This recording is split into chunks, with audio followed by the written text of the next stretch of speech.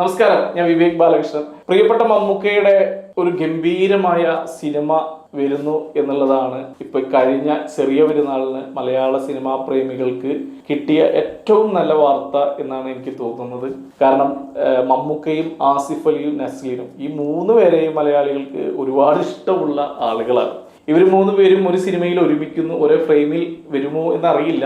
ഒരേ ഫ്രെയിമിൽ വന്നാൽ അത് നല്ല രസമായിരിക്കും എന്നുള്ളതാണ് എനിക്ക് തോന്നുന്നത്. ഒരു സിനിമാ പ്രേമി എന്ന നിലയിൽ ആ സിനിമ സംവിധാനം ചെയ്യുന്നത് ഖാലിദ് റഹ്മാനാണ്. സിനിമയുടെ പേര് മട്ടാഞ്ചേരി മാഫിയ എന്നാണ്. ഈ മട്ടാഞ്ചേരി മാഫിയ എന്ന് പറയുമ്പോൾ മലയാള സിനിമയിലെ കുറച്ച് പേർക്കെങ്കിലും ചൊറിച്ചിലെഴുകാൻ സാധ്യതയുണ്ട്. അതിലേക്ക് വരാം. അതിനു മുമ്പ് ഈ ഒരു പോസ്റ്റ് മമ്മൂക്ക സോഷ്യൽ മീഡിയയിൽ പോസ്റ്റ് ചെയ്തപ്പോൾ അതിരൂക്ഷമായി വിമർശിച്ചുകൊണ്ട് മലയാളത്തിന്റെ മറ്റൊരു നടൻ ഹരീഷ് പേരടി വന്നിരിക്കുകയാണ്. കാരണം മറ്റൊന്നുമല്ല, നമ്മളെ വയനാട്ടിൽ മമ്മൂക്ക വന്നപ്പോൾ ഒരു CPM നേതാവിനെ മമ്മൂക്ക മാറ്റി നിർത്തിയല്ലോ. നിങ്ങൾ എന്തിനാണ് എൻ്റെ കൂടെ വരുന്നത്, നിങ്ങൾ പറഞ്ഞിട്ടാണ് ഞാൻ വന്നത് എന്ന് ആളുകൾ തെറ്റിദ്ധരിക്കില്ലേ എന്ന് ചോദിച്ചു. അപ്പോ ഹരീഷ് പേരടി വിമർശനപരമായിട്ട് ഉന്നയിക്കുന്ന കാര്യം, ഈ സിനിമയുടെ മട്ടാഞ്ചേരി മാഫിയ എന്ന് പറയുന്ന സിനിമ സംവിധാനം ചെയ്യുന്നത് ഖാലിദ് റഹ്മാനാണ്. ഖാലിദ് റഹ്മാൻ ഹൈബ്രിഡ് കഞ്ചാവ് കേസിൽ പ്രതിയാണ്. അപ്പോ കഞ്ചാവ് വലിക്കുന്ന ഒരാള്, കഞ്ചാവിനെ പ്രോത്സാഹിപ്പിക്കുന്ന ഒരാള് അയാളുടെ കൂടെ സിനിമ ചെയ്യുമ്പോൾ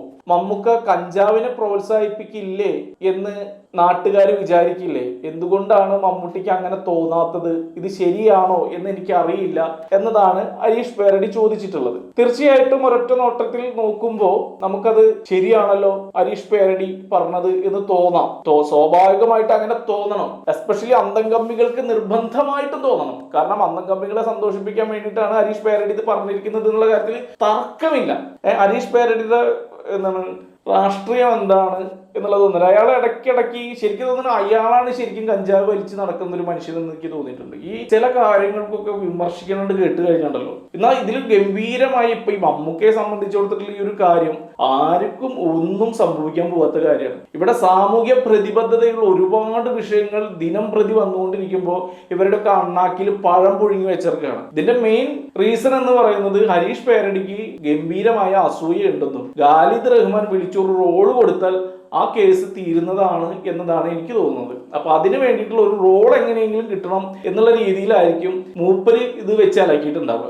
മാത്രമല്ല, പൊതുവെ ഈ ഹരീഷ് പേരടി എന്ന് പറയുന്ന ഒരു അഹങ്കാരി ആയിട്ടുള്ള ഒരു മനുഷ്യനായിട്ടാണ് എനിക്ക് തോന്നിയിട്ട്. അയാൾ എന്തൊക്കെയോ ഞാൻ ഗംഭീര കഴിവുള്ള മനുഷ്യനാണ്, ഞാൻ നന്നായി അഭിനയിക്കും എന്നൊക്കെ സ്വയം അഹങ്കരിക്കുന്ന എന്താ പറയാ, ഒരു വ്യക്തിത്വമില്ലാത്ത ഒരു വ്യക്തിയാണ് ഹരീഷ് പേരടി. അതുകൊണ്ടാണല്ലോ ഇപ്പൊ മമ്മൂക്കയെ ഇതുപോലെയൊക്കെ വിമർശിക്കുന്നത്. അദ്ദേഹം മോഹൻലാലിനേക്കാൾ വലിയ നടനാണെന്ന് പറഞ്ഞിട്ടാണ് മലയക്കോട്ട വാലിബല് മോഹൻലാലിന്റെ ആശാനൊക്കെ ആയിട്ട് അഭിനയിച്ചു. 10 പൈസക്കില്ല അഭിനയിച്ചത്, ഒരു രീതിയിലും നന്നായിട്ടില്ല. അയാൾ ആകെ നന്നായി അഭിനയിച്ചുള്ള ഒരു പടം എന്ന് പറയുന്നത് ലെഫ്റ്റ് റൈറ്റ് ലെഫ്റ്റ് എന്ന് പറയുന്ന ഒരു സിനിമയിൽ ഈ പിണറായി വിജയന്റെ ഒരു റോള് വെച്ചിട്ട് ഒരു അഭിനയിച്ചിട്ട് അതിനുശേഷം നല്ല എടുത്തു പറയേണ്ട ഒരു കഥാപാത്രം ഈ പറയുന്ന ഹരീഷ് പേരടി ചെയ്തിട്ടില്ല. അപ്പോ എന്നിട്ടാണ് ഞാൻ തിലകിനേക്കാൾ വലിയ നടനാണ് ഞാൻ, മലയാള സിനിമയിൽ ഏറ്റവും മികവുറ്റ കലാകാരൻ എന്ന് വിചാരിക്കുന്ന ഒരു നടനാണ് ശ്രീ തിലകനും ജഗദീഷ് ശ്രീകുമാറും. അപ്പൊ അവരേക്കാളൊക്കെ മുകളിലാണ് താനെന്നുള്ള ഒരു ഭാവത്തിലാണ് പലപ്പോഴും ഹരീഷ് പേരടിയുടെ ഇത്തരത്തിലുള്ള ചൊറിച്ചിലായിട്ടുള്ള പോസ്റ്റുകളൊക്കെ വരുന്നത്. ഏതായാലും ഈ പോസ്റ്റ് വലിയ രീതിയിലൊന്നും വൈറലായിട്ടില്ല. ഇനിയുള്ള ദിവസങ്ങളിൽ വൈറലാവാൻ സാധ്യതകൾ കാണുന്നുണ്ട്. മാധ്യമങ്ങൾ വൈറലാക്കാൻ വേണ്ടി കിടന്ന് കഷ്ടപ്പെടുന്ന കാര്യവും കണ്ടിട്ടുണ്ട്. എനിക്ക് തോന്നുന്നു മമ്മൂട്ടിയൊന്നും മൈൻഡ് ചെയ്യാൻ സാധ്യതയില്ല. കാരണം അസൂയ കൊണ്ട് പറയുകയാണ് എന്നുള്ളത് ഊണ് കഴിക്കുന്ന എല്ലാവർക്കും മനസ്സിലാവുന്ന ഒരു കാര്യമാണ്. ഇതോട് ചേർത്ത് പറയാനുള്ള കാര്യം, ഈ മട്ടാഞ്ചേരി മാഫിയ എന്ന് പറയുന്ന ഒരു പ്രയോഗം ഒരുപാട് മലയാള സിനിമയിലുള്ള ആളുകൾക്ക് അണ്ണാക്കിൽ കിട്ടിയ ഒരു അടിയായിട്ട് തോന്നാൻ സാധ്യതയുണ്ട്. എസ്പെഷ്യലി ഇപ്പൊ ഈ പറയുന്ന സന്തോഷ് പണ്ഡിറ്റ് പോലെയുള്ള ആളുകൾ, സംഘപരിവാറിനെ സപ്പോർട്ട് ചെയ്യുന്ന കുറച്ച് ആളുകൾക്ക് മട്ടാഞ്ചേരി മാഫിയ എന്ന് കേൾക്കുമ്പോൾ സ്വാഭാവികമായിട്ടും ചൊറിച്ചിലിളകും. അപ്പോ എന്തുകൊണ്ടാണ് അങ്ങനെ ഇളകാൻ കാരണം എന്നുള്ളത് കൂടി പറയാൻ ആഗ്രഹിക്കുകയാണ്. അതായത് ഈ മട്ടാഞ്ചേരി മാഫിയ എന്നൊക്കെ ഇന്റർവ്യൂലൊക്കെ വന്ന് വലിയ രീതിയിൽ വാചാലനാവുന്ന ആളാണ് സന്തോഷ് പണ്ഡിറ്റ്. അപ്പൊ സന്തോഷ് പണ്ഡിറ്റ് ഇതിങ്ങനെ മട്ടാഞ്ചേരി മാഫിയ മലയാളത്തിലുണ്ട്, നീരജ് മാധവനെ പോലുള്ള ആളുകളെയൊക്കെ ഒതുക്കിയത് ഈ മട്ടാഞ്ചേരി മാഫിയാണ് എന്നൊക്കെ പറയാനുണ്ടായ കാരണങ്ങളുടെ ഒരു പ്രധാന കാരണമായിട്ട് എനിക്ക് തോന്നിയിട്ടുള്ളത്, എങ്ങനെയാണോ സംഘപരിവാർ ആളുകൾ വർഗീയവാദികളാവുന്നത് അതേപോലെ തന്നെ മറ്റൊരു വർഗീയവാദിയാണ് മലയാള സിനിമയിലെ നമ്പർ 1 വർഗീയവാദിയാണ് ആഷിഖ് അബു എന്ന് പറയുന്ന സംവിധായകൻ. ഒരു സംശയവുമില്ല, അയാളെ നിർമ്മിച്ച ഒരു സിനിമ, അതായത് മഹേഷിന്റെ പ്രതികാരം എന്ന് പറയുന്ന സിനിമയിൽ സൗബിൻ ഷാഹിറും മോഹൻലാല് നായന്മാര് മാടമ്പി പോലെയുള്ള കഥാപാത്രങ്ങൾ മാത്രമേ ചെയ്യുന്നുള്ളൂ എന്ന് പറഞ്ഞിട്ടുള്ള ഒരു ഡയലോഗ് പറഞ്ഞതാണ്.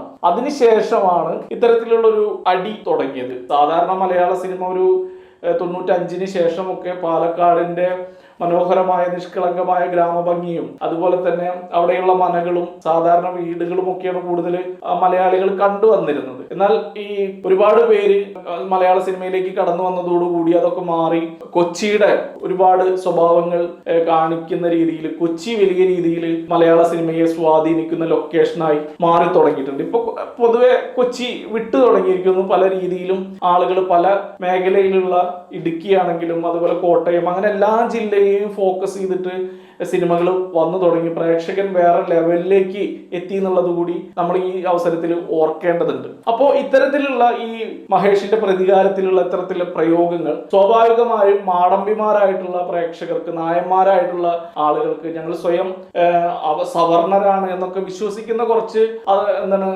മന്ദബുദ്ധികളായിട്ടുള്ള ആളുകൾക്കൊക്കെ ഇത് വലിയ രീതിയിൽ ചൊറിച്ചിൽ ഉളവാക്കിയിട്ടുണ്ട്. അപ്പൊ അതിന്റെ ഭാഗമായിട്ടാണ് ഈ മട്ടാഞ്ചേരി മാഫിയനൊക്കെ എടുത്തിടാൻ കാരണം എന്നാണ് എനിക്ക് തോന്നിയിട്ടുള്ളത്. അങ്ങനത്തെ ഒരു സംഭവം മലയാള സിനിമയിൽ നിലനിൽക്കുന്നുണ്ടോ എന്നറിയില്ല. ഒരു കാര്യം ഉറപ്പാണ്, ഏതൊരു ക്രിയേറ്റീവറും ഒരു സ്ക്രിപ്റ്റായിട്ട്, നല്ല സ്ക്രിപ്റ്റായിട്ട്, നല്ല അറിവോടുകൂടി എനിക്ക് സിനിമ ചെയ്യാൻ ആഗ്രഹിക്കുന്നു എന്നുള്ള രീതിയിൽ മലയാള സിനിമയിലേക്ക് ഇറങ്ങി ചെല്ലുമ്പോൾ അവിടെ കുറെ തടസ്സങ്ങൾ നേരിടുന്നുണ്ട് എന്നുള്ള കാര്യം ശരിയാണ്. അവിടെ ജാതി പ്രശ്നമാണ്, മതം പ്രശ്നമാണ്, നിറം പ്രശ്നമാണ്, അങ്ങനെ കുറെ പ്രശ്നങ്ങൾ അഭിമുഖീകരിക്കേണ്ടി വരും. അത് നമുക്ക് മറികടക്കാൻ കഴിയാത്ത ഒന്നല്ല. അതിന്റെ അപ്പുറത്തേക്ക് മറികടക്കാൻ കഴിയുന്ന പ്രതിബന്ധങ്ങൾ മാത്രമേ നിലനിൽക്കുന്നുള്ളൂ എന്നുള്ളതാണ് അറിവ്. അങ്ങനെ ജയിച്ചു വരുന്നവരാണ് എന്ന് മലയാള സിനിമയിൽ നിലനിൽക്കുന്നവരെല്ലാവരും തന്നെ എന്നാണ് ഞാൻ വിശ്വസിക്കുന്നത്. മറ്റു ചിലർ കുറെ ആളുകളുടെ സപ്പോർട്ടിന്റെ പുറത്ത് സിനിമ ചെയ്യുന്ന ആളുകളുണ്ട്. പക്ഷെ കഴിവിന്റെ പുറത്ത് ചെയ്യുന്നവർ മാത്രമേ നിലനിൽക്കൂ എന്നുള്ളതാണ്. ഹരീഷ് പേരടിയൊക്കെ എനിക്ക് കഴിവുണ്ട് എന്ന് പറഞ്ഞ് അഹങ്കരിച്ച് നടക്കുന്നത് കൊണ്ട് തന്നെ വേണ്ട രീതിയിൽ സിനിമയൊന്നും അയാൾക്ക് കിട്ടുന്നില്ല എന്നുള്ളത് കൂടി പറയേണ്ടതുണ്ട്. അപ്പൊ ഇത്രയൊക്കെയാണ് പറയാനുള്ളൂ.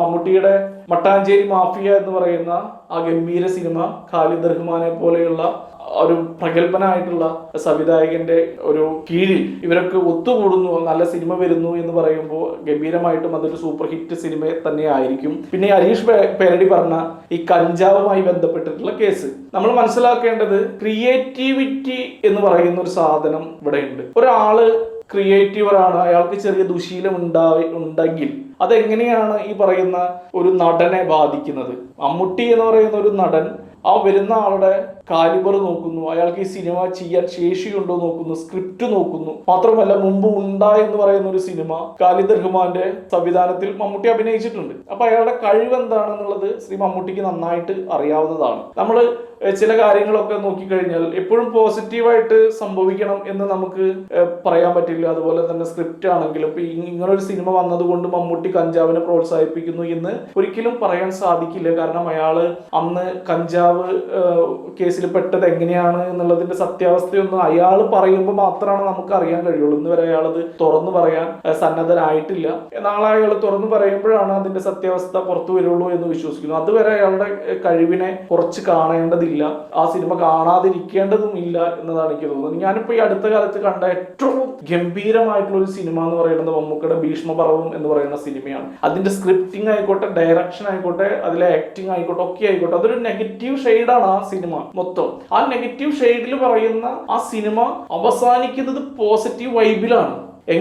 എങ്ങനെയാണോ നെഗറ്റീവുകളായിട്ടുള്ള ആളുകൾ ഉണ്ടാവുന്നത്, അവരുടെ എൻഡിങ് എങ്ങനെയാണ് എന്നുള്ളൊരു വലിയ സന്ദേശമാണ് ആ സിനിമ മലയാള പ്രേക്ഷകർക്ക് നൽകുന്നത്. അപ്പൊ അത്തരത്തിലുള്ള സിനിമകളും ഉണ്ടാവേണ്ടതുണ്ട് മലയാളത്തിൽ. ഇനിയിപ്പോ ഇതൊരു നെഗറ്റീവ് ഷെയ്ഡിലൂടെയാണ് പോകുന്നതെങ്കിലും അതിനൊരു കോമഡി പശ്ചാത്തലമാണോ എന്നുള്ളതും നമുക്കറിയില്ല. ഖാലിദ് റഹ്മാൻ ആയതുകൊണ്ടും അതുപോലെ നസ്ലിനും ആസിഫ് അലിയും ഒക്കെ അഭിനയിക്കുന്നത് കൊണ്ട് ഇതൊരു കോമഡി മൂഡിലേക്കും വരാനുള്ള സാധ്യത കാണുന്നു. ഏതായാലും സിനിമ ഗംഭീരമായിട്ടുള്ള സിനിമകളാവട്ടെ, ഇതുപോലെ മട്ടാഞ്ചേരി മാഫിയും ഇതുപോലെ അസൂയകളുള്ള ആളുകളൊക്കെ സിനിമയെ കുറിച്ച് പറയുമ്പോൾ തന്നെ അത് സിനിമയ്ക്ക് ഏറ്റവും കൂടുതൽ പ്രമോഷൻ കിട്ടുകയുള്ളൂ എന്നാണ് ഞാൻ വിശ്വസിക്കുന്നത്. ഏതായാലും മമ്മൂക്കയുടെ ആ ഗംഭീര സിനിമയ്ക്കായിട്ട് വളരെ സ്നേഹത്തോടെ കാത്തിരിക്കുന്നു. ഒരു നല്ല സിനിമയാവട്ടെ മട്ടാഞ്ചേരി മാഫിയ എന്ന് മാത്രം പറഞ്ഞുകൊണ്ട് നിർത്തുന്നു. നന്ദി, നമസ്കാരം.